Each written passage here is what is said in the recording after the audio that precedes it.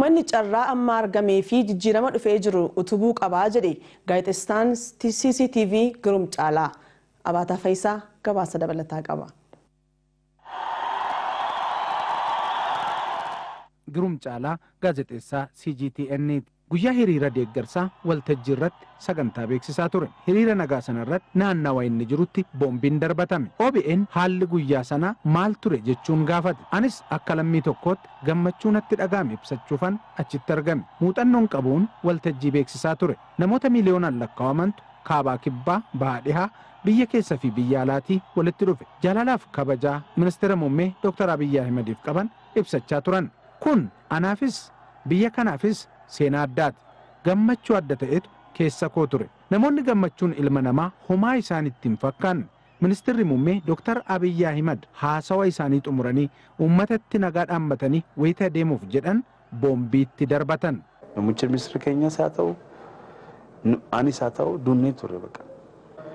Garuu yoo ani figee eenyumatti hima. Namoonni achirra staampiidii beektaa namarra baay'ee balaa guddii dhufti.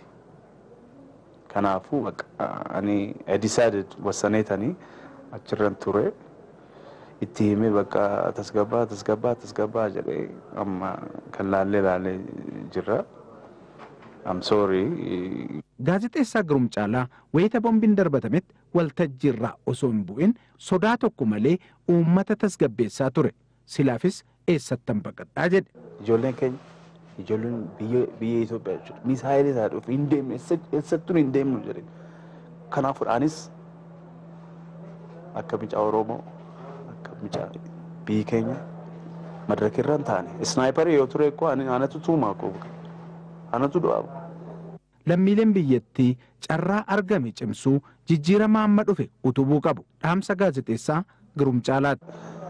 Uummannis biyya keenya irra biyya alarra kan jiru wal dhufuudha. Wal hojjetuudha.